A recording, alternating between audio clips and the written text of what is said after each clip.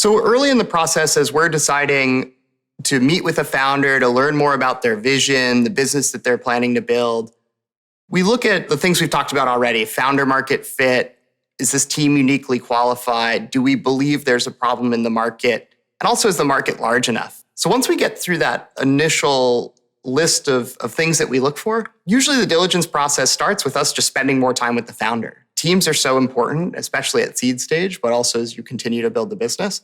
So usually the first step in our process is spending 30 to 60 minutes with the team, understanding more of the kind of qualitative aspects of the business. Why are you starting this? What do you want this business to be over time? What's your vision? We also think through, have we seen many other people going after this with the same approach? We tend to try to back founders and businesses who can spend some period of time building their business without facing extreme competition.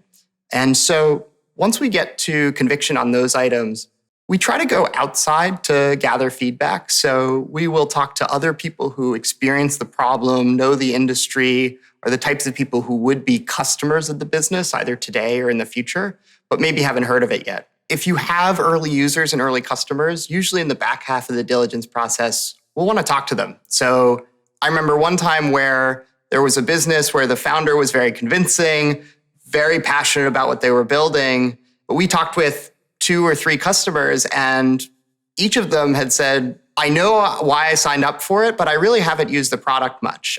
Maybe I'll go in once a quarter, but I really wouldn't pay much more for it. And I don't know if I could get more people on my team to use it. So seed stage is so early on that we're often looking for an early wedge into a market and people loving the product so much that you could layer on more functionality and get people to pay more and more and more. On the other end, one time we've gotten very excited on a customer call is a customer saying, hey, don't tell the founder this, but we would probably pay 5 times as much for the product. So we look more for that of, do people say, I don't think I would pay any more for this versus I would absolutely pay more, or if you took it away, I would pay 3 times as much to have it back. Those are the types of things we look for.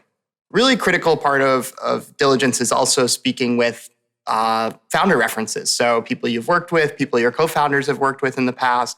If you're maybe starting a company out of school, we back a number of student founders every year. We look for these elements of, even if you haven't necessarily had a professional work experience before, have you demonstrated an ability to start something from nothing? From there, the diligence process usually continues with centering in on what are our 1 or 2 questions that we think are key risks around the business over time, and how can we understand how the founder thinks about those risks? Whether it be how the product might change over time, maybe it's certain things around how the business model might evolve. So we usually try to narrow in on what are 1 or 2 things about the business, the vision, the team that we really need to understand more.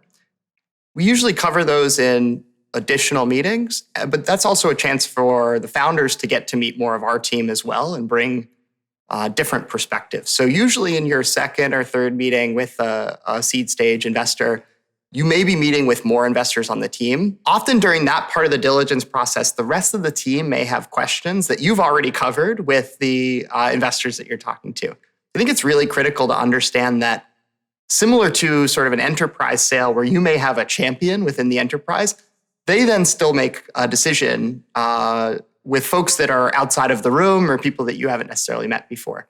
So I think it's really important as you go through the process with now your champion to understand that there's going to be other people in the room that maybe even behind the scenes need to get up to speed on the business, may need to understand certain things that you already believe your champion investor already understands. So just be prepared for that as you enter the final stages of diligence.